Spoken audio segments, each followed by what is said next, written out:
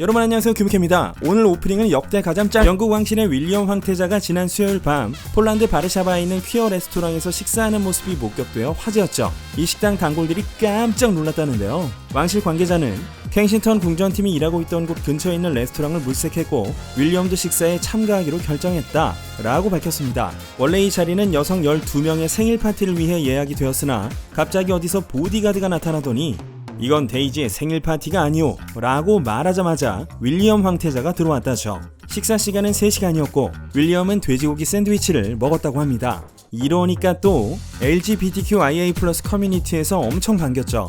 ILGA 유럽 리포트에 의하면 폴란드는 유럽 연합 중에 동성애자의 인권이 잘 보호받지 못하고 있고 법률적으로 동성 커플도 인정되지 않습니다. 우리 귀엽던 해리 포터가 올해 나이가 33인데요. 곧 아빠가 된다고 합니다. 여자친구는 에린 다크, 38세로 배우죠. 두 사람은 2012년부터 영화 킬 유어 달링을 같이 찍고 사귀기 시작해서 올해로 사귄 지 11년이 됩니다. 물론 해리포터 3인방 중엔 론 역의 루퍼트 그린트가 한 발 먼저 아빠가 되었죠. 아이가 갈 학교는 정해졌네요. 그렇다면 헤르미온느 엠마 왓슨은 어떻게 지내고 있을까요? 엠마 왓슨은 전 연인인 브랜든 월레스와 다시 만나는 것으로 알려졌습니다. 벤처캐피탈 펀드의 공동 설립자이자 매니징 파트너인 브랜든 월레스와 엠마는 2018년 10월 멕시코에서 휴가를 함께 보내는 모습이 카메라에 포착되었고 그 다음에 브랜던이 알렉산드라 다다리오와 이탈리아에서 휴가를 보내는 모습이 목격되면서 엠마와의 관계가 정리된 것으로 보였습니다만 얼마 전 미국 라스베가스에서 열린 테일러 스위프트의 공연장에 엠마가 브랜던과 함께 있는 모습이 떼! 브랜드는 얼마 전 인스타그램으로 런던으로 이사를 갈 거냐는 질문을 받자 아예 이사 갈 생각은 없지만 런던에 꽤 가게 될 것 같다 라고 대답. 아마도 런던에 사는 엠마를 만나기 위한 것이 아닐까 추측되고 있습니다. 세상엔 제가 따라가기 힘든 속도가 3가지가 있는데요. 하나는 AI 발전 속도, 또 하나는 치타, 마지막 하나는 헐리우드 친구들이 환승연애 갈아타는 속도. 5년 만에 일본 공연을 하러 간 해리 스타일스가 모델 에밀리 라타이코프스키와 쭈압! 으이야, 아주 그냥 이러고 안 사귀는 걸 수도 있어요. 어쨌든 이러면서 다시 한번 화제가 된 게 해리의 8년 전 인터뷰였죠. 셀럽이 셀럽을 보고 반해버린 셀러브리티 크러쉬를 해리가 에밀리를 보고 느꼈다는 거였는데요. 이걸 본 팬들은 해리가 소원 성취를 했다며 축하를 해주고 있습니다. 과거에 사귄 켄달 제너와 좀 닮은 스타일이라는 말도 있었습니다. 해리와 에밀리는 원래부터 알던 사이. 게다가 불과 2주 전엔 해리의 전 연인인 올리비아 와일드와 에밀리가 이렇게 함께 사진에 찍히기도 했습니다. 뿐만 아니라 에밀리는 해리와 올리비아가 사귀고 있을 때 해리의 콘서트에 올리비아와 함께 간 적도 있었습니다. 사람 일은 진짜 모르고 일은 꼭 가까운 곳에서 벌어지는 법이죠.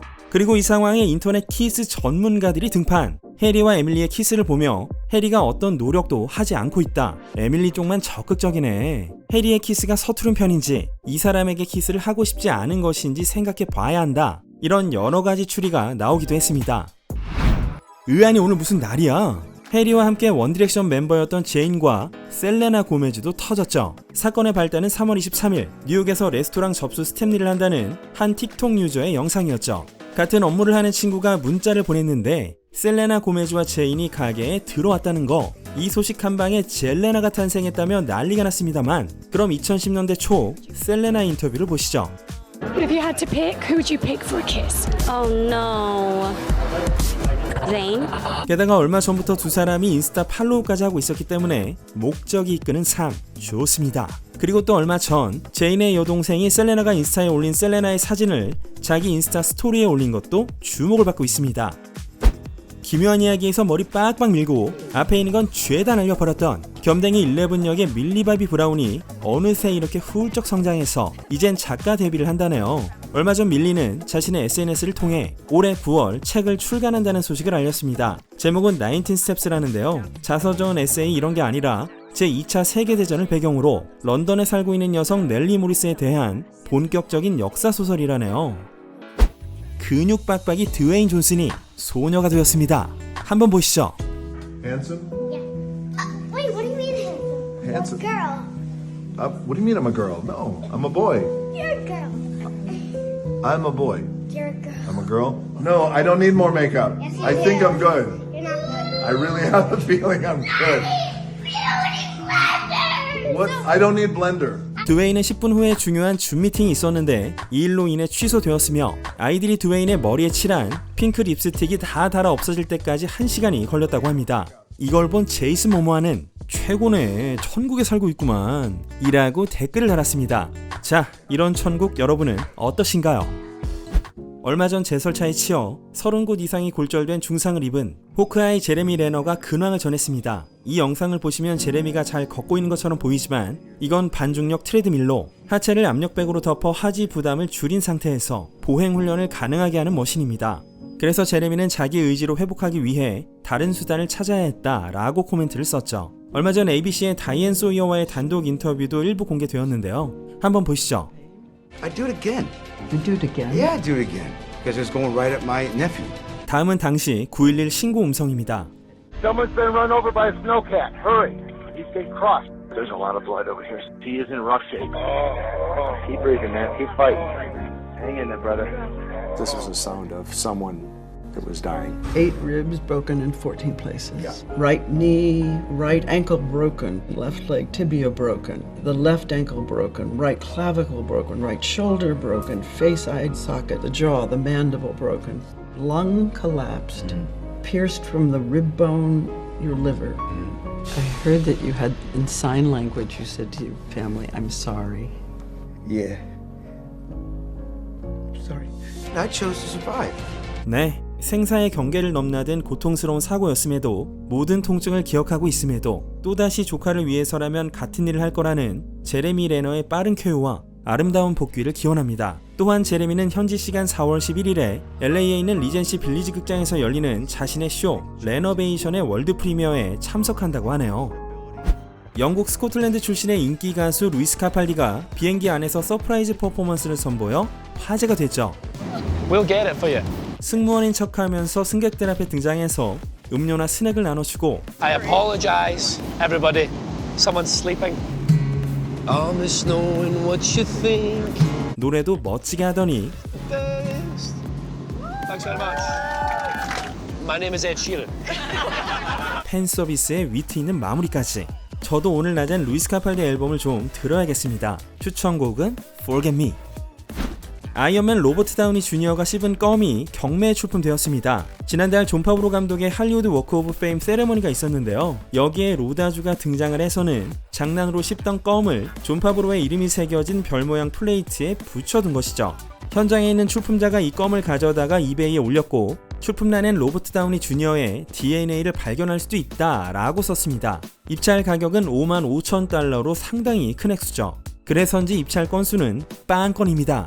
만약이라도 낙찰이 되면 껌은 플라스틱 용기에 넣어져 낙찰자에게 배송될 예정이라고 합니다. 브라질 축구 대표팀의 네이마르가 축구 다음으로 사랑하는 게 뭘까요? 바로 갬블입니다. 네이마르는 정기적으로 유럽 포커 투어에 참가할 정도로 갬블을 좋아하고 참가자들로부터 프로 데뷔 제안을 받을 정도라는데요. 얼마 전 네이마르가 자신의 트위치 채널에서 온라인 카지노에 도전을 했는데 불과 1시간 만에 100만 유로, 한화로 약 14억을 날렸습니다. 이 상황에 웃음을 잇지 않는 네이마르. 14억을 날리고 이렇게 리코더를 불 수 있는 건 네이마르 뿐이겠죠. 스타워즈의 루크 스카이워커 마크 해밀이 우크라이나에서 사용되는 공습 경보 어플의 목소리를 제공했다고 합니다. 한번 들어보시죠. Air raid alert. Proceed to the nearest shelter. Don't be careless. Your overconfidence is your weakness. The air alert is over. May the force be with you. 마크 해밀은 AP통신과의 인터뷰에서 앱의 음성을 스타워즈풍으로 제공하는 것이 제 나름의 지원이 되지 않을까 싶었다 라고 밝혔는데요. 실제로 우크라이나의 스타워즈 팬들은 마크 해밀이 제다이처럼 우리에게 힘을 주고 있는 것처럼 느꼈다고 합니다. 덧붙여 마크는 앱의 음성 제공만 한 것이 아니라 우크라이나군 정찰용 드론 예산의 모금도 진행하고 있습니다.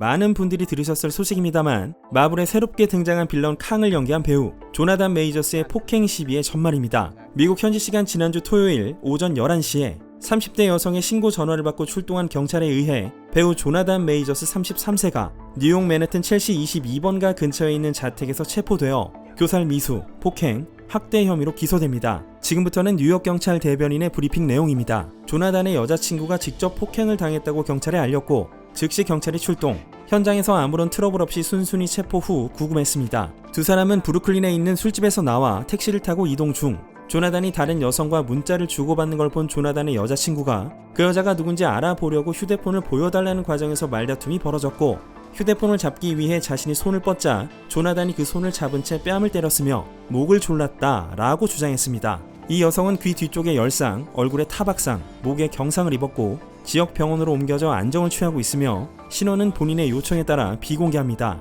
네, 그날 밤 조나단은 보석금 없이 풀려났는데 프리덤이라고 쓰여진 캡을 쓰고 있었다고 하죠. 소식이 알려진 직후 몇몇 트위터 계정으로 소문이 퍼지기 시작합니다.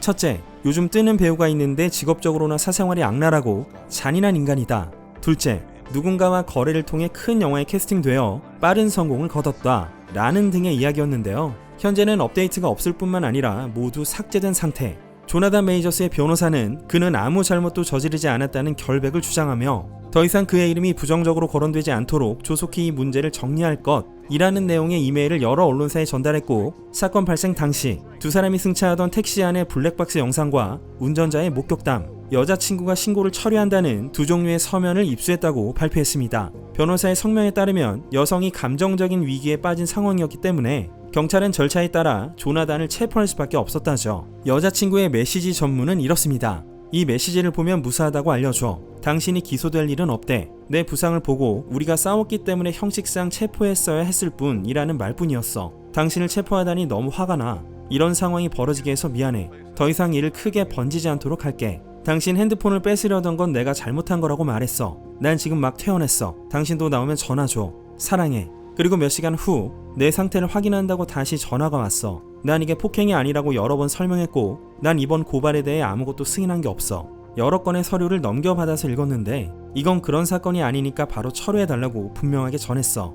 판사도 분명 그 말을 들을 거고 나한테는 걱정 말라고 확인시켜줬어. 당신한테도 최고의 팀이 있을 거고 걱정할 필요는 없겠지만 나도 할 수 있는 건 다 하고 있다는 점만큼은 알아주면 좋겠어. 네, 이런 상황이기 때문에요. 지금 조나단이 작업 중인 영화엔 아무런 변화도 입장 발표도 없었으며 조나단이 출연한 미 육군의 광고는 현재 내려간 상태로 일부 파장도 나타나고 있습니다.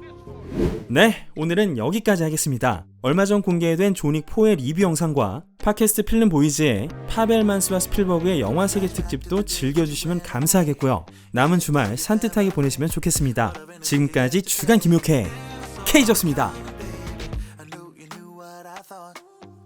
Did you leave or not? You said that you meant to, but you forgot, and I never saw it coming. Should have been so easy.